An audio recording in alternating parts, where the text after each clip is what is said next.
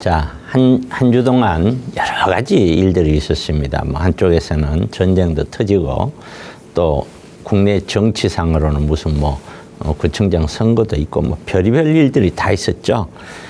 수많은 일들이 있지만 그러한 일들이 모든 것이 다 이런 부동산 시장에 이렇게 연관되어 있다라고 보기는 힘듭니다. 그러나 많은 분야는 부동산 시장과 연관이 되어 있죠.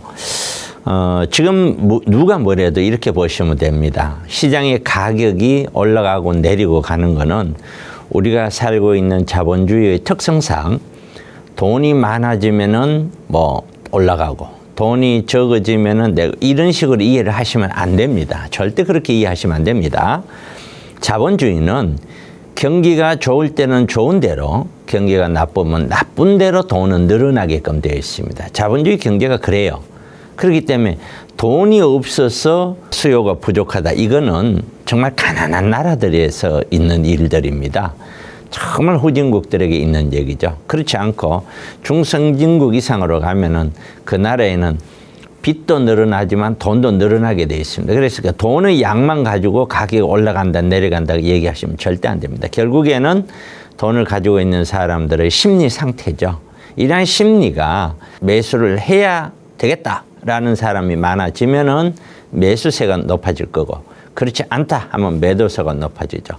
가격이 올라가더라도 매수세가 높다고 볼 수는 없습니다. 매수가 10명이 있고 매도가 50명이 있다고 해도 매도가 훨씬 숫자는 많지만 매도하려는 가격대가 높고 매수하려는 사람들이 딸려간다면 가격은 높아질 수밖에 없는 것이죠.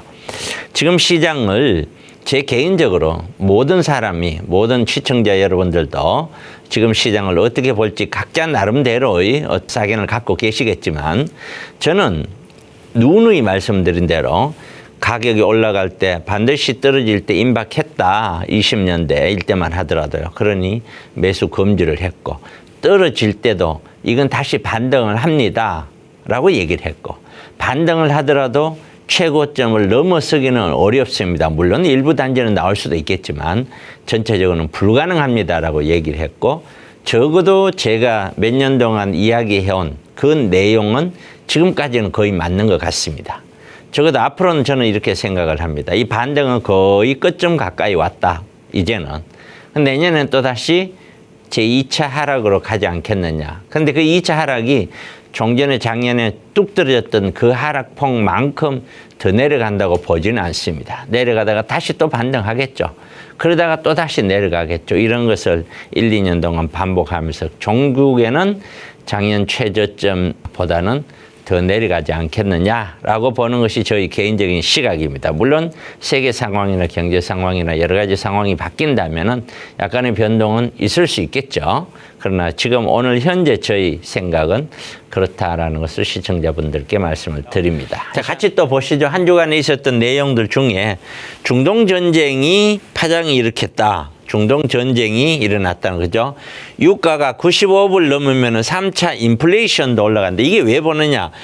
또 우리 금리 때문에 그러죠. 인플레이션. 이런 것들이 한쪽에 전쟁 나도 영향을 미치니까요.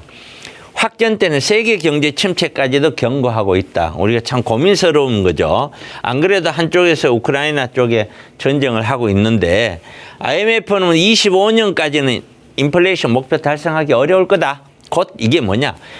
금리가 한동안 고금리를 계속 유지할 거야. 그러니까 함부로 돈을 빌려서 함부로 하지 말라.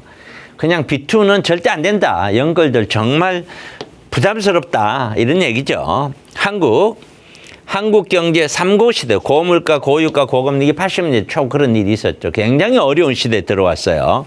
그래서 중동 위기 속에 유가가 급등하고 에너지 가격이 비상했다. 내년에 한국 경제 성장률도 2.4에서 2.2로 낮췄다. 어떤 데는 현대인가요? 어디 경제원서는 2.1%까지 보더라고요.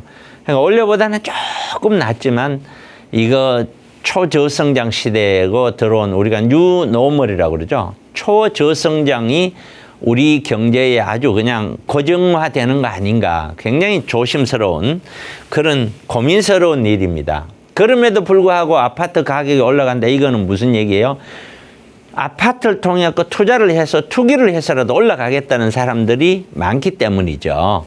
그런 것들은 언제든지 무너질 수 있죠. 위험하다. 한국은 관망세가 짙어지는 주택시장에 제가 말씀드렸죠. 올랐다가 떨어질 거라고.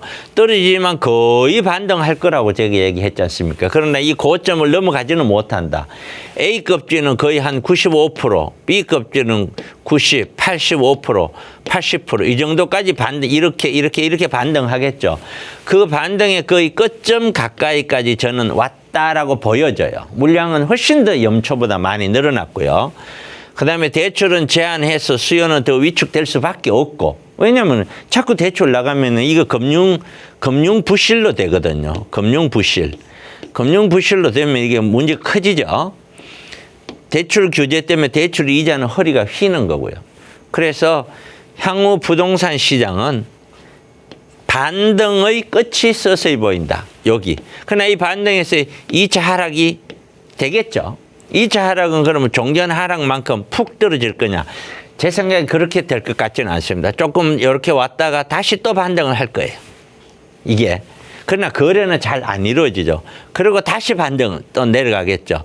이때는 아마 이때보다 내려갈 거다. 이런 식으로 저는 예상하고 있다. 제 생각엔. 그래서 2차 하락을 대비를 하셔야 된다. 아까 한 분도 상담을 드렸지만 모든 돈을 다 아파트에 올인해서 가다가 만에 하나 항상 그 생각을 하십시오. 내가 A라는 데서 부동산에 대해서 돈을 다 투자했는데 만약에 그것이 가격이 떨어졌었을 때 그래도 내가 견딜 수 있느냐? 내가 충분히 살아가는데 문제가 없느냐? 그거는 반드시 고민을 하시고 투자로 들어가야 되는 거죠.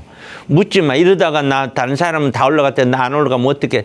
단지 그 불안 요소로 모든 것을 무시하고 갔다가는 정말 어렵고 큰 고민스러운 시기가 올 수가 있다. 그래서 제가 이런 아파트 제2차 하락에 대비를 하자. 세미나 제목이 그렇잖아요. 와서 고민을 하고 얘기를 들어보고 같이 나눠봐야 알겠죠.